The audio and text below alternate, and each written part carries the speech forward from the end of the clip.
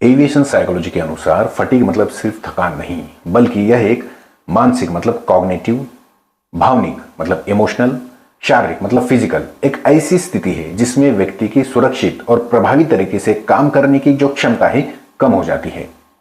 Aviation psychology कहती है कि फटीग में इंसान का अटेंशन लेवल कम हो जाता है, मतलब कुछ संकेतों भूल सकता है काम करते वक्त, जैसे सेफ्टी प्रोसीजर फॉलो करने में गलती करना। सिचुएशनल अवेयरनेस जो है कम हो जाती है, आसपास क्या हो रहा है इसका अंदाजा उसे नहीं लगता। डिसीजन मेकिंग में प्रभाव हो सकता है, जैसे फटीग में इंसान जल्दी जल्दी और आसान डिसीजन लेने लगता है। जो धोखा है, जो जोखिम है, उसका आकलन उसे जल्दी से नहीं होता। कम्युनिकेशन कमजोर हो सकता है, इसमें क्रू रिसोर्स मैनेजमेंट पे इसका असर हो सकता है, मतलब जो संदेश है वो गलत तरीके से दिए जा सकते हैं या फिर गलत तरीके से समझे जा सकते हैं। अटेंशन कम हो जाता है। इसलिए एविएशन साइकोलॉजी का निष्कर्ष एकदम क्लियर है कि fatigue is not a weakness, fatigue is not a laziness, it's predictable human limitations, यानी फटीग कोई थकान या कमजोरी नहीं है, एक मानव मस्तिष्क की प्राकृतिक सीमाएं हैं।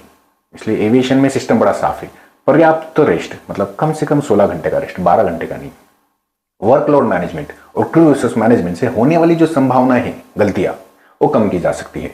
इसलिए एविएशन साइकोलॉजी कहती है कि manage fatigue before fatigue manage your performance, और इसी सिद्धांत से सुरक्षित और सेफ उड़ान संचालन का किया जा सकता है। अब कोई व्यक्ति फटीग 1 महीने में 2 बार कर सकता है, इसका कोई लिमिटेशंस नहीं है।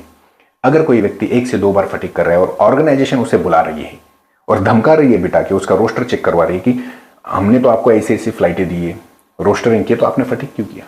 नहीं, फटीग लेवल हर किसी का अलग अलग हो सकता है, फटीग एक्सपीरियंस हर किसी का अलग अलग हो सकता है, मेल और फीमेल का भी अलग हो सकता है। कोई व्यक्ति सेम फ्लाइट 3 महीने 6 महीने करने के बाद भी फटीग नहीं करता, तो कोई व्यक्ति अर्ली मॉर्निंग 4 सेक्टर के बाद फटीग कर सकता है।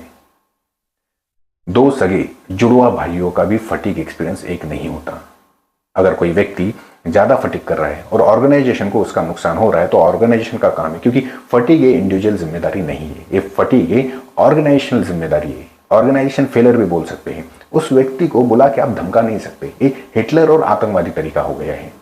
आप उसे बुलाइए, उसके लाइफस्टाइल चेंजिंग में, हेल्दी लाइफस्टाइल के लिए आप उसे गाइड कर सकते हो, और फटीग लेवल कैसे कम होगा और ऑर्गेनाइजेशन को किस तरीके से मुनाफा होगा, किस तरीके से फायदा होगा, ऐसे उसे गाइड कर सकते हैं, लेकिन धमका नहीं सकते, क्योंकि हर व्यक्ति की लाइफस्टाइल अलग है, हर व्यक्ति की फैमिली जिम्मेदारी अलग है, सामाजिक जिम्मेदारियां अलग हैं, और ऑर्गेनाइजेशन की अपनी जिम्मेदारियां भी अलग अलग है। इस वीडियो को उन लोगों तक पहुंचाइए जिन तक आप पहुंचाना चाहते हो, और माइंडसेट को आप फॉलो कीजिए, आप सब्सक्राइब कीजिए। Thank you.